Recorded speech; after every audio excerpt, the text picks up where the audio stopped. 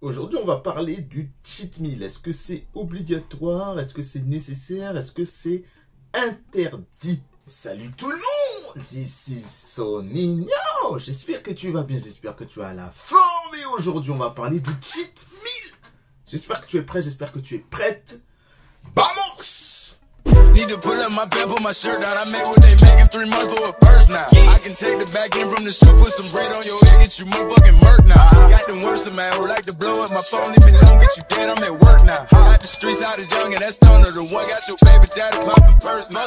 Alors, tout le monde en a entendu parler du cheat meal. Alors, c'est tout simplement un repas de triche où tu vas faire un écart dans ta diète. Et qu'est-ce qu'un écart dans sa diète? Un cheat meal, c'est soit tu vas prendre un sushi, un petit McDo, une petite pizza, enfin, en général, ce sont plutôt des bonnes grosses pizzas. Ou alors tu vas au resto, ou alors tu manges un aliment que tu n'as pas l'habitude de manger et qui n'est pas inclus dans ta diète. Ça, c'est un écart où tu manges plus de kilocalories que tu as l'habitude de manger dans ta diète. Et les effets bénéfiques du cheat meal, c'est que ça te permet de tenir ta diète et de ne pas craquer mentalement et de ne pas être frustré. L'accumulation de la diète de la semaine qui fait qu'elle est assez hypocalorique, avec des aliments forcément que tu es obligé de manger et que tu n'aimes pas, et ben le cheat meal va te faire du bien psychologiquement et pour te dire, voilà, pour t'éviter d'être frustré de ta diète et d'arrêter ta diète par rapport à une diète où tu n'as pas de cheat meal du tout et que tu manges des aliments qui font certes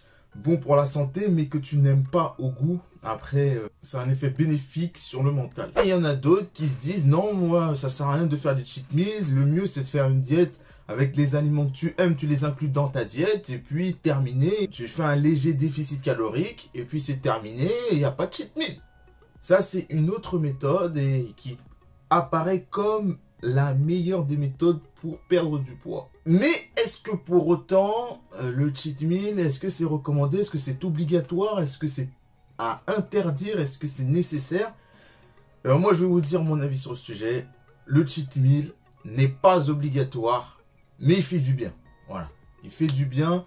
Après, ça sert à rien. C'est pas parce que toi, tu fais pas de cheat meal et que tu dis aux autres, ouais, ça sert à rien les cheat meal. Ça va faire que renforcer les TCA. Ce qui peut être vrai pour certaines personnes, pas pour tout le monde. Ça peut faire du bien psychologiquement aussi chez les personnes qui n'aiment pas manger en petite quantité des aliments plaisir. Par exemple, c'est mon cas, j'aime pas manger en quantité des petits aliments, enfin des aliments plaisir. Si c'est pour manger, par exemple, je sais pas, 100 grammes de frites ou un quart de pizza, c'est pas la peine. C'est pas la peine, je peux pas, c'est pas la peine. C'est soit je mange une pizza entière, voire deux, quand je fais un bon cheat meal, soit rien, soit pas de pizza. C'est tout ou rien, c'est pas un peu, un quart, non. Sinon, je sais que je vais reprendre et ça sera pas suffisant. Et t'as des gens, un quart de pizza, ça les satisfait. Juste à peine 70 grammes de frites à la friture, ça les satisfait. Une petite part de gâteau au chocolat ou de dessert, ça les satisfait dans leur diète. Et ils répartissent ça sur les jours de la semaine tranquillement et ça les satisfait. Et tant mieux pour eux. Et à mon bon sens et logiquement, c'est une très bonne façon de faire, de tous les jours avoir un petit peu d'aliments plaisir pour te dire que la diète est agréable. Mais selon mon cas, par exemple pour mon cas, c'est pas possible. C'est soit je fais la diète et je fais tout correctement avec les aliments les plus simples possibles, aucun écart. Soit je fais justement aucun écart, encore une fois, et j'adopte un cheat meal. Voilà, un petit cheat meal tranquille. Un jour dans la semaine, enfin pas un jour dans la semaine, mais un voire deux repas dans la semaine.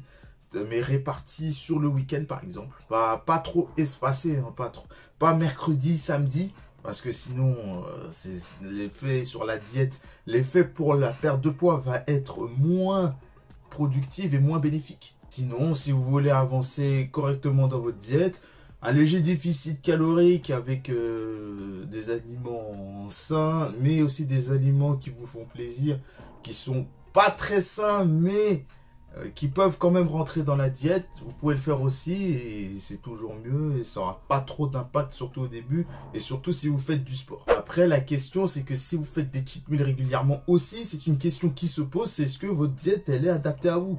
Si votre diète elle est trop hypocalorique, elle est trop frustrante pour vous, revoyez votre diète. Il faut la revoir, peut-être augmenter les kilocalories. Je sais qu'on veut perdre vite, on veut aller vite parce que le monde va vite. C'est mieux de perdre sur le long terme plutôt que de se dire « Ah, il faut que je perde absolument sur le court terme ».